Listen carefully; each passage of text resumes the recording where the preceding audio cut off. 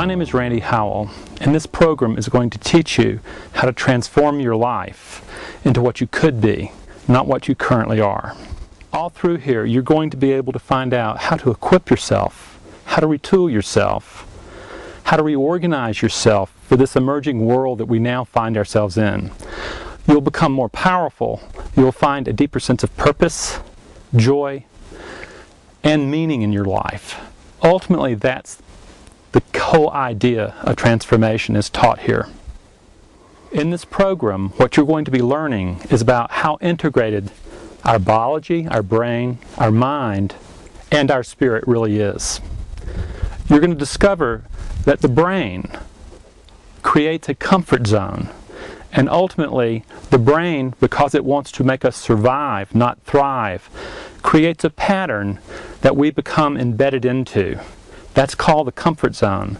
It's not a business term, it's a biological term. And until you learn how to manage your biology, you will not be able to break the patterns that hold us into self-limiting ways of being in the world.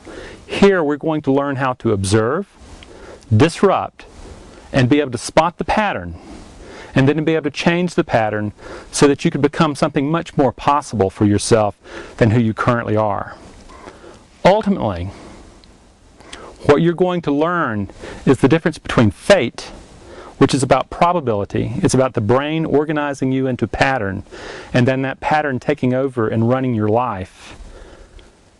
That's called the self-fulfilling prophecy, or in Eastern speak, it's called karma, versus destiny. Destiny is when you can see beyond the comfort zone and see what is possible for you, and then to reorganize yourself to bring forth that new possibility.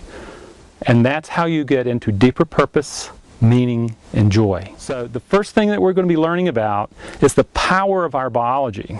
And until you learn about the power of your biology, it's really nearly impossible to change effectively. Look at diets, look at New Year's resolutions, look at seminar highs. You know, you go to a seminar, you get all cranked up, and 3 weeks later, it's gone. You go back to the old pattern. The point about observer, the observing self, it is the door to transformation.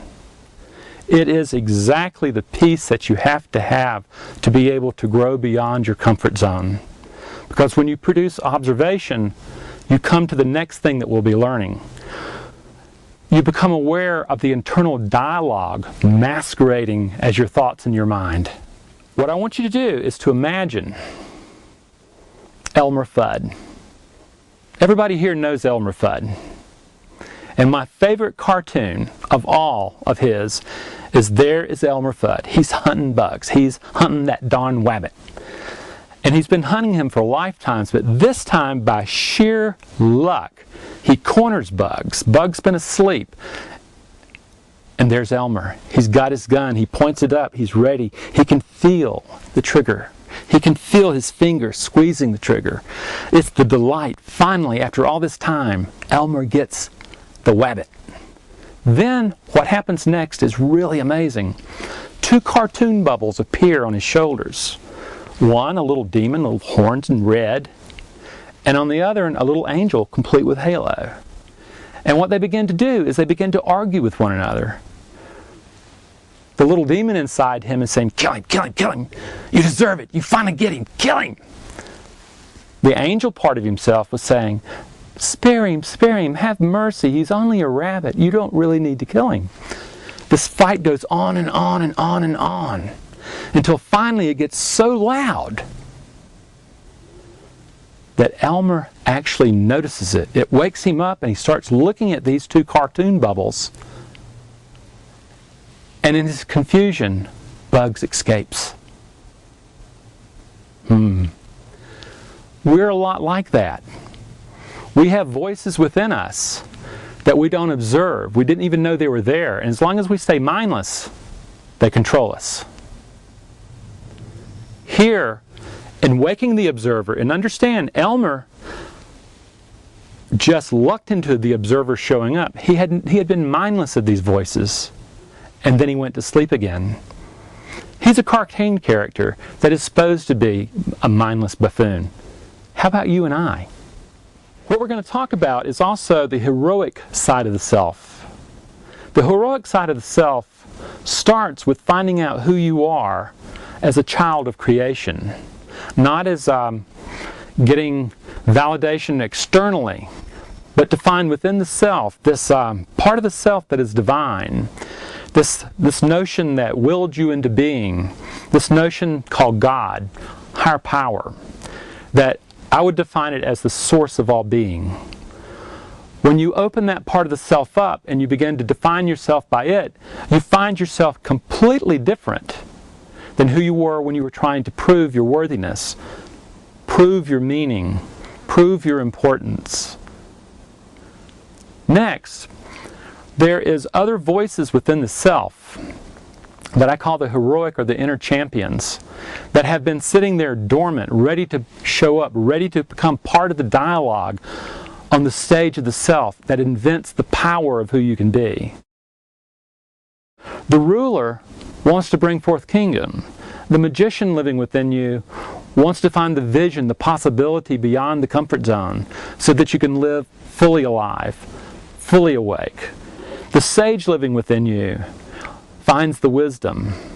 The warrior within you finds the courage that you need to confront your fears, to confront your self-doubt, to confront your arrogance, and to embrace something beyond yourself. You also need a jester, my friend. You need to find mirth. You need to be able to take a joke. You need to find the fun in life. These are the heroes that live within the self. And these are the things that you're going to be waking up as we go through this programming. It is an incredible joy. And ultimately, you become to a place where you can observe the internal dialogue, you can spot what characters, what voices are controlling thought. More than that, then you can invoke, you can call up the powerful elements of self that will bring forth a completely different world. You'll find the confidence. You'll find the courage. You'll find the insight. You'll find the innovation to move from left brain thinking that is now kind of out of vogue. I mean, it used to be the blue collars that got taken overseas, their jobs taken overseas. Now it's the accountants, the engineers, the attorneys. It's cheaper elsewhere. All this left brain stuff that used to get us by and ensure success no longer does. In awakening the heroes, you awaken and start using the right side of the brain, where your intuition, where your imagination, where possibility live. And that's what we're going to be doing. Then, as you accumulate these, what we will be learning how to do is to challenge the story that has been created by the inner critic and the wounded child of who you are. And you're going to create a new script, a new way of seeing the world, a new life script for you that brings forth a different world. You'll learn how to both confront that and bring that forth simultaneously. It's going to be a great journey, folks. I am excited that you're here. I can't wait to be able to teach you the skills and tools that will allow you to grow a life of deep purpose, meaning, and joy, to become who you were born to be able to reinvent yourself as a much more empowered human being in this world, and to redefine success not just financially, but in human terms, of what it's like to be a person in the world who can bring forth the glory that lives within them. And this is where we start, with observation. Welcome aboard. Now let's go journey.